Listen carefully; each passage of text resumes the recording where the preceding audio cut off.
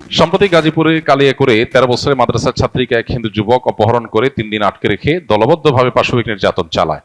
অতীতের মতে মিডিয়া নীরব, প্রশাসন নীরব।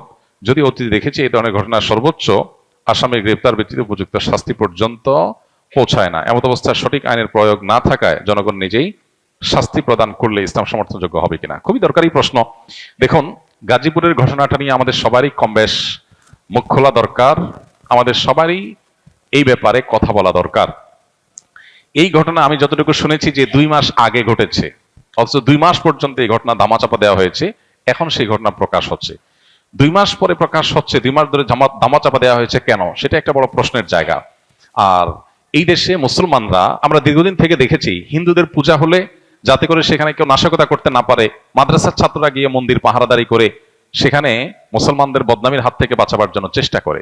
সেখানে সংখ্যালঘু যারা সংখ্যায় কম, তারা যদি সংখ্যাগরিষ্ঠদের উপর এই ধরনের নির্যাতন চালায় বা তাদের ব্যাপারে এরকম দুঃসাহসিকতার পথ দেখায়, তাহলে সন্দেহাতীতভাবে এর ফলে সমাজ অস্থিতিশীলতার দিকে যাবে। আমাদের দেশে আইন বা আইনের শাসন এগুলো যেহেতু জাস্ট মুখরোচক গল্পের মতো, এগুলোর কোনো বাস্তবায়ন আমরা দেখতে পাই না।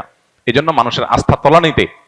এরকম পরিস্থিতিতে মানুষের আস্থা ফিরিয়ে আনার জন্য দৃষ্টান্তমূলক শাস্তির কোনো বিকল্প নাই।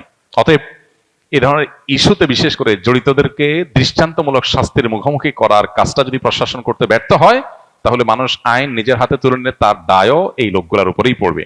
পাশাপাশি আরেকটা গুরুত্বপূর্ণ বিষয়, আমাদের দেশে আপনারা লক্ষ্য করবেন যে তথাকথিত নারীবাদী, তথাকথিত শিশু অধিকারের ব্যাপারে সচেতন যারা, তথাকথিত সুশীল যে মানুষগুলোকে আমরা বলি বা নিজেদেরকে তারা বলেন, এই মানুষগুলো এ ধরনের ঘটনা একেবারে মুখে কুলুপ দিয়ে বসে থাকেন। কোন মুসলিম নারী তিনি নির্যাতিত হলে তাদের নারী অধিকারের স্লোগান একেবারে থেমে যায়।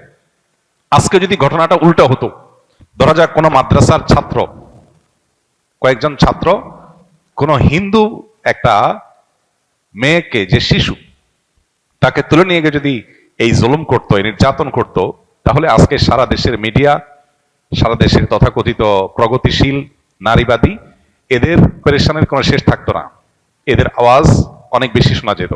কিন্তু দুর্ভাগ্য যে এখন যখন মুসলিম ভিকটিম, তখন এরা একেবারে চুপ, এদের মুখে কুলুপ।